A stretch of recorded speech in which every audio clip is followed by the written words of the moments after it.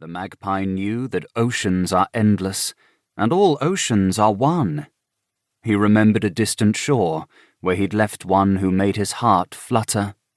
Grief can look like searching for lost love, too.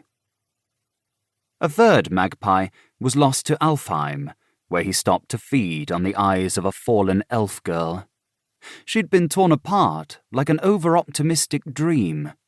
Magpies were scavengers, and he couldn't bear to leave those eyes, so beautiful and open, staring up at an uncaring sky forever. Magpies do not like to think of themselves as scavengers. They think themselves above the ravens and the crows of the world. They're cleverer, remember?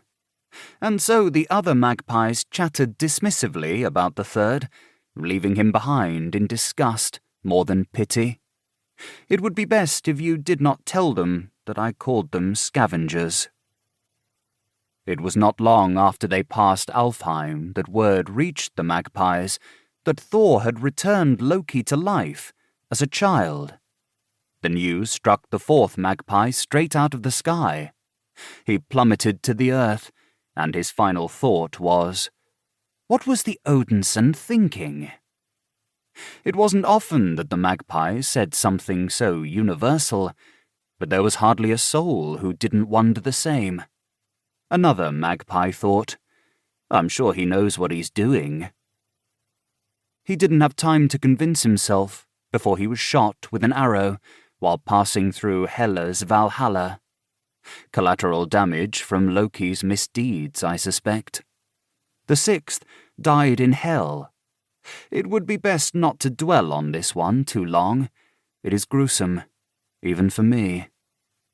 It is important that you know about all the magpies, because now you understand what the seventh magpie survived. You see the distance and the flight, the internal and external dangers that this seventh magpie overcame. The seventh magpie did not fly on to his final destination quite yet. He made some stops along the way, but that is neither here nor there. The important thing was, he made it, at last. He turned for home. This last magpie, he could not stop thinking about Loki and the choices he made. Why did he destroy Asgard? A good question. He suspected there was a logic there that he didn't know.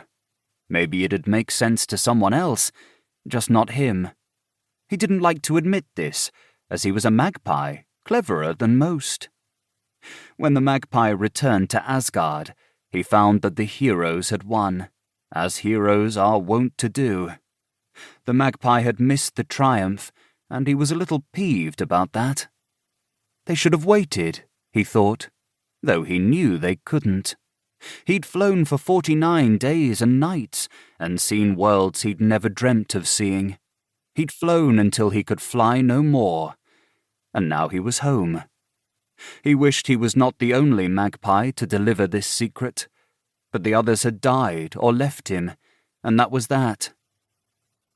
The magpie fluttered into the window of a tower, ready to deliver the message. But the young Master Loki was not there. As for me, I came into this story because I was summoned, because if a story goes untold, it hasn't truly begun. Or at least, that's one way to tell the tale. I was summoned because that's what foolish young gods do. They summon eldritch gods, the way they beckon their friends to come over and see what happens when they poke the alligator with the stick. He poked me. 2. Loki, dark-haired and bright-eyed, his jaw set in an all-too-familiar way, sat on a pile of rubble, scrolling through his phone with a frustrated twitch of his thumb.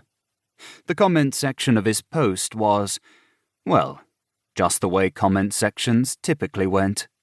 He'd posted a picture of himself in Asgard, throwing a peace sign.